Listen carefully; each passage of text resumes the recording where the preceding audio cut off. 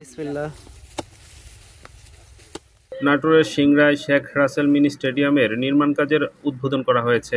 রোববার দুপুর 12টায় সিংড়া উপজেলা নির্বাহী অফিসার হামিম তাবাসসুম প্রভা এই নির্মাণ কাজের উদ্বোধন করেন। এ সময় উপস্থিত ছিলেন সহকারী কমিশনার ভূমি মোহাম্মদ বুরহান উদ্দিন মিঠু, সিংড়া মডেল প্রেস ক্লাবের যুগ্ম সাধারণ সম্পাদক কায়েম উদ্দিন, সাংগঠনিক সম্পাদক রবিন খান, সারোয়ার হোসেন সহ স্থানীয় গণ্যমান্য ব্যক্তিবর্গ। জাতির জনক বঙ্গবন্ধু শেখ মুজিবুর রহমানের কনিষ্ঠ পুত্র শেখ রাসেলের নামে মিনি স্টেডিয়ামটির নির্মাণ কাজের শুভ সূচনা হওয়ায় আনন্দিত সিংড়া উপজেলাবাসী।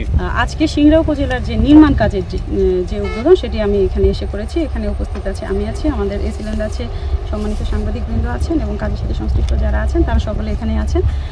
আমরা মহান আল্লাহ তাআলার নামে দোয়া করে আমাদের কাজ শুরু করেছি।